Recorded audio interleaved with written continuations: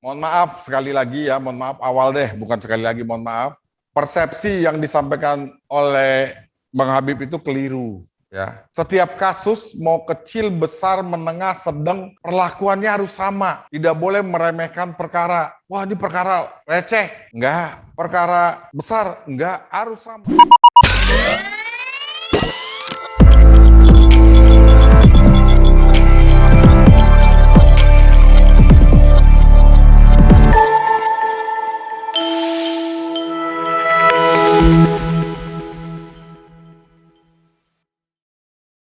Halo Pak, dengar Ya, suaranya Pak? bagus. Nah, nama saya Habib dari Pekanbaru Riau Pak. Habib, Dari Pekanbaru Riau. ya dari Pekanbaru, oke. Kira-kira nih Pak, berdasarkan case yang terjadi yang kita sedang tangani gitu ya, ada nggak perbedaan khusus ketika kita menghadapi klien yang notabene-nya itu sederhana, misalnya case-nya itu level 1 misalnya, dengan seorang klien yang memang ini perkara raksasa gitu. Strategi wawancaranya itu berbeda nggak Pak? Mulai dari tempat gitu kan. Karena kan dulu saya pernah belajar di bantuan hukum sama dosen saya, sering sekali dosen mengatakan seperti itu gitu. Kebetulan beliau juga adalah seorang advokat.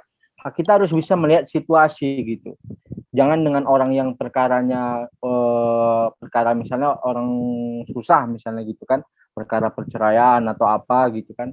Kita mau wawancaranya di Starbucks misalnya kan gitu, atau bagaimana, itu kan kadang dia merasa minder duluan gitu. Tapi giliran kita berperkara dengan orang-orang yang orang-orang Cina, orang perkara raksasa gitu kan, harus ada grade yang kita naikkan gitu supaya trust itu juga terjaga gitu. Kira-kira ada nggak perbedaannya tuh Pak dari segi praktiknya gitu? Oke. Bang Habib, mohon maaf sekali lagi ya, mohon maaf awal deh, bukan sekali lagi mohon maaf. Persepsi yang disampaikan oleh Bang Habib itu keliru. Ya. Setiap kasus mau kecil, besar, menengah, sedang, perlakuannya harus sama. Tidak boleh meremehkan perkara. Wah, ini perkara receh. Enggak. Perkara besar, enggak, harus sama. Bahwa seorang advokat itu harus menyamakan frekuensi cara berpikir, frekuensi akal, frekuensi batin dengan kliennya. Saya tidak merekomendasikan wawancara di tempat publik.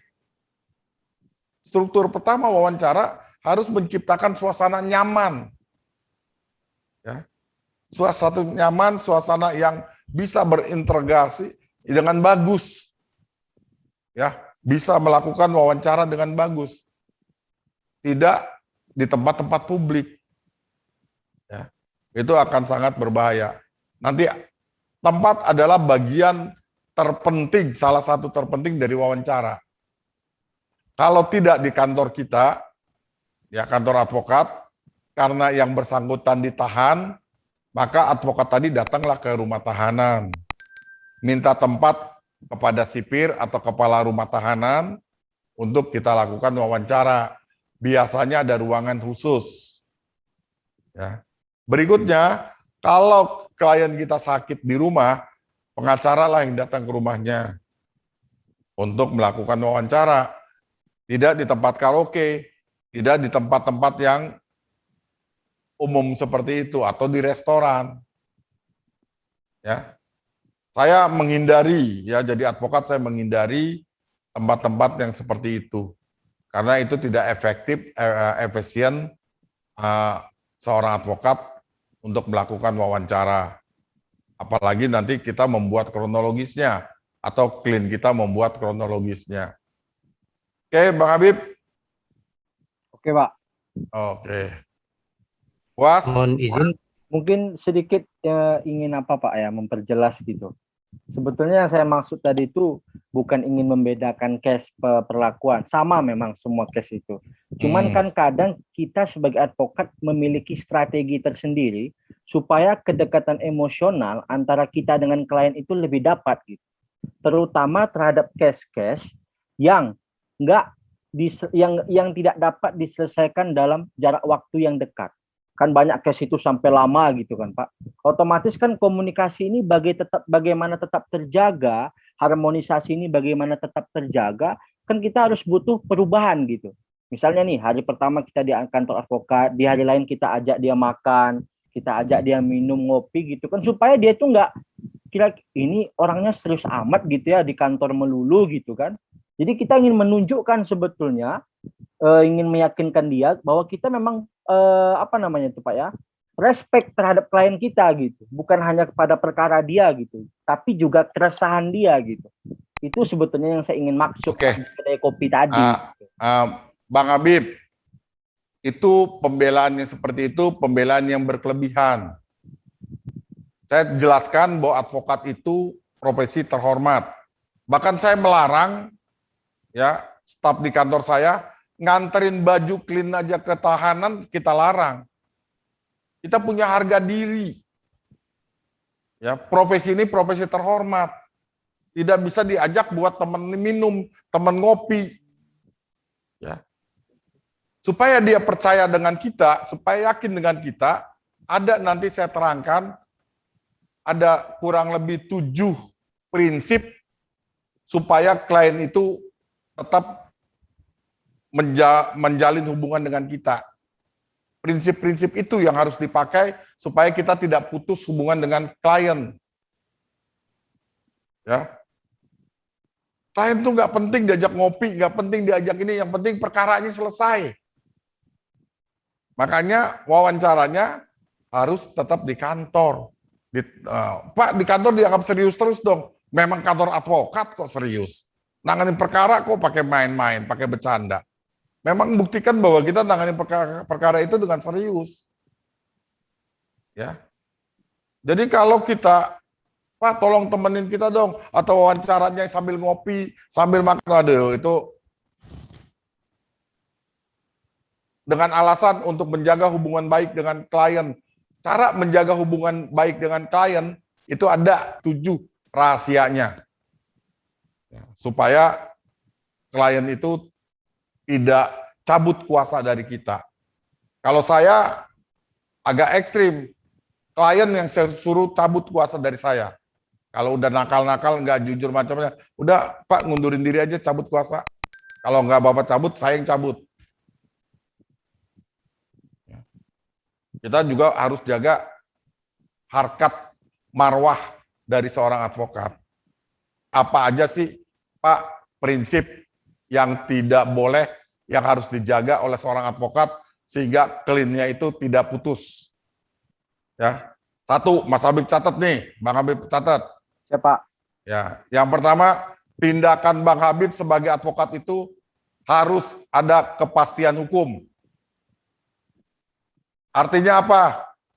Semua tindakan Bang Habib itu harus ada payung hukum, harus berkeadilan,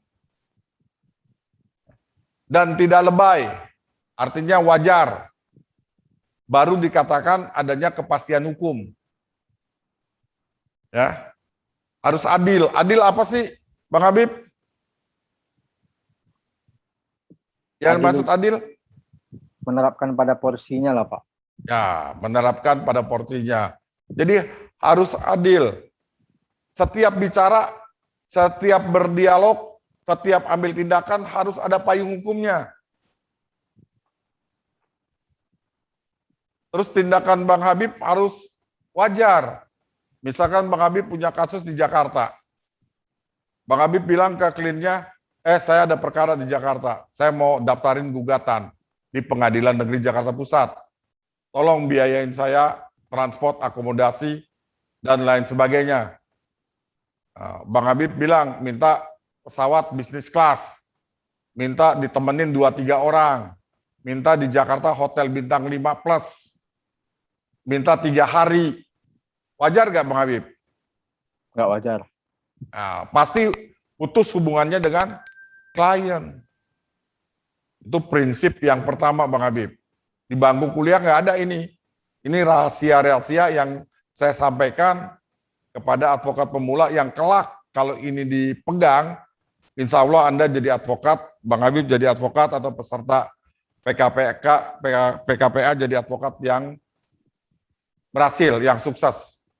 Prinsip yang kedua, tertib penyelenggaraan profesi advokat, yaitu keteraturan, keserasian, ketertiban administrasi minimal ya dari seorang advokat.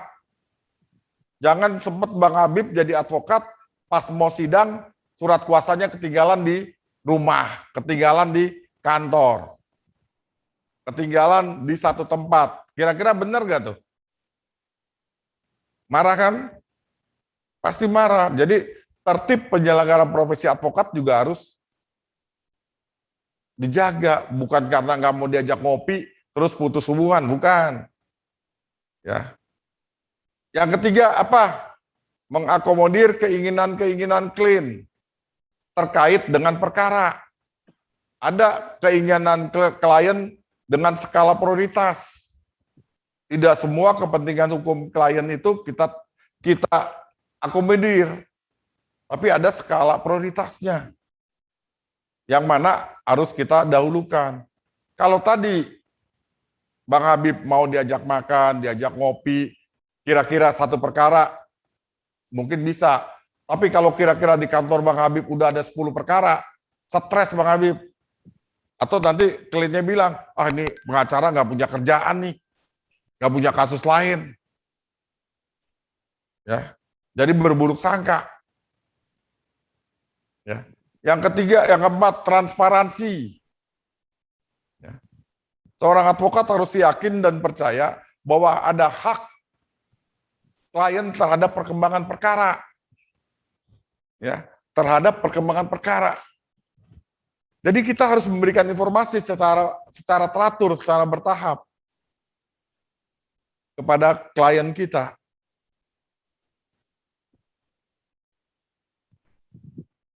Dan informasi diberikan itu harus sejujur-jujurnya.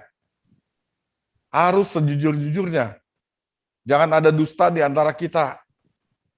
Dan yang tidak kalah pentingnya, informasi itu harus kita pegang ya. Satu prinsip bahwa rahasia negara tidak boleh disampaikan.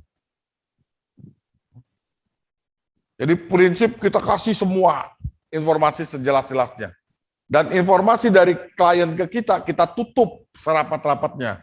Karena berdasarkan pasal 18 Undang-Undang nomor 18 tahun 2003 tentang advokat, pasal 19 itu jelas advokat memegang rahasia daripada kliennya. Nggak boleh dibocorkan rahasia tadi. Kepada siapapun. Prinsip yang berikutnya, yang kelima, profesional. Satu prinsip yang mengedepankan keahlian dan kode etik berdasarkan peraturan perundang-undangan. Jadi kalau kita nggak ahli bidangnya, jangan kita tangani perkara itu. Karena menurut konsep Islam, seseorang yang bukan ahlinya mengerjakan sesuatu tinggal tunggu kehancurannya. Harus ahli, jangan so ahli. Baru kita tangani perkara itu. Kalau kita nggak ahli, jangan coba-coba tangani. Berikutnya, yang keberapa? Keenam. Keenam. Proporsional. Ya, catat, Bang Habib, proporsional. Ini mengedepankan hak dan kewajiban. Jangan aja nuntut honorarium, tetapi pekerjaannya tidak dikerjakan. Kasusnya tidak dikerjakan. Nanti dia juga mutus hubungan kuasa dengan kita. Nah, sekarang ketujuh, akuntabilitas.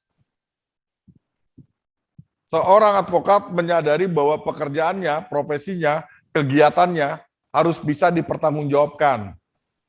Baik kepada dirinya, kepada kliennya, kepada organisasi profesinya, kepada masyarakat, dan kepada Tuhannya, kepada Allah. Harus bisa dipertanggungjawabkan. Kalau 7 itu Bang Habib pegang, insya Allah saya jamin klien Bang Habib nggak akan lari. Ya, oke, nggak perlu lagi diajak ngopi atau makan.